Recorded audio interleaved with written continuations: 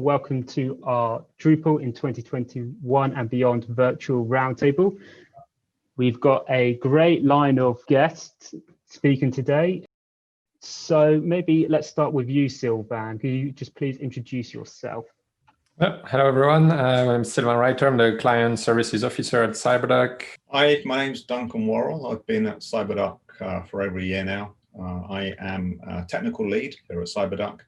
My name is Matt Glauman. I just started my own consultancy, Bluehorn Digital, but I've been working with Drupal for about 7 years now. So I think that was like mid D7 lifecycle.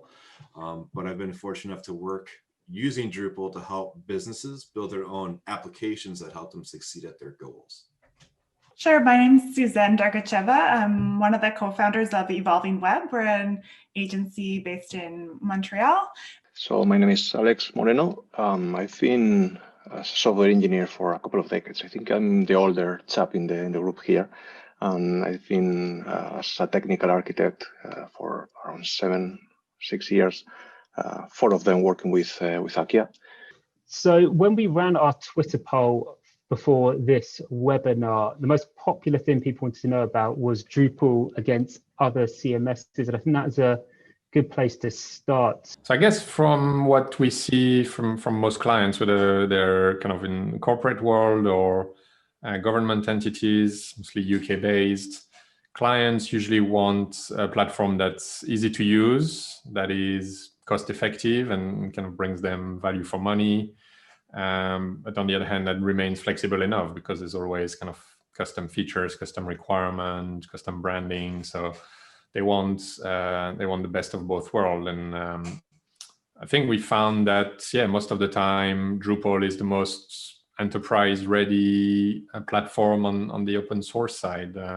I think it'll be good to kind of talk a little bit more about what does Drupal 9 tell us about the future of Drupal, and I guess this idea of a shift towards continuous innovation.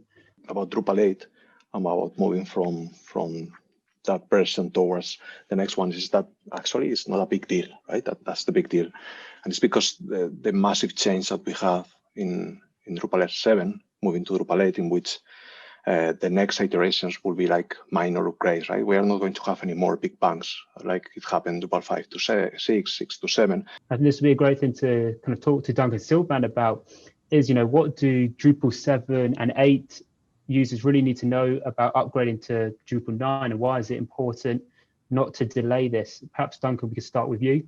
So if you're on Drupal 8, you need to move off by November, but it's relatively easy. If you're on Drupal 7, you should get off the Drupal 7 train because the Drupal 7 train is powered by steam, and the electric one is much better, Drupal 8 or 9. So you should move to Drupal 9 as soon as you can. Is that a good analogy, Matt? I can see you smiling there.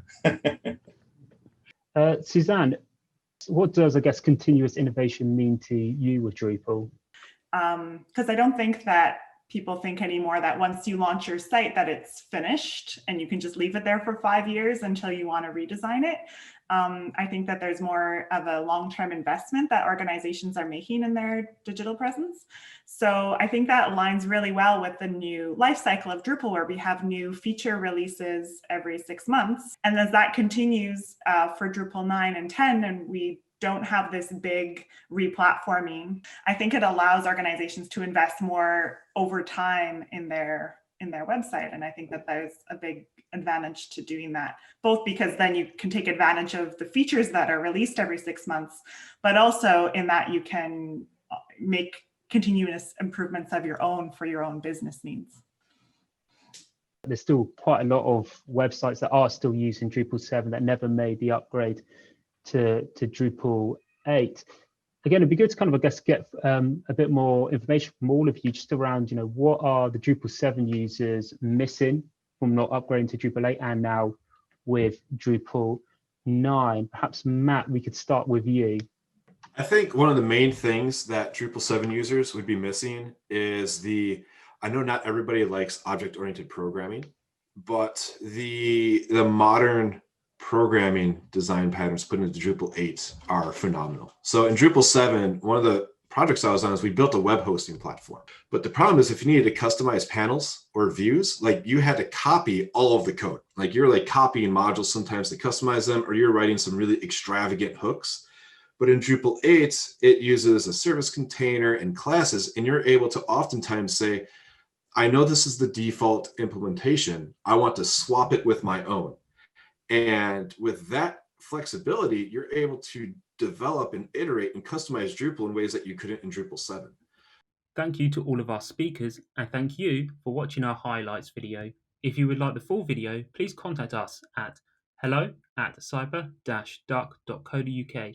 And don't forget to download our free white paper under resources on our website to learn even more about Drupal and Drupal 9.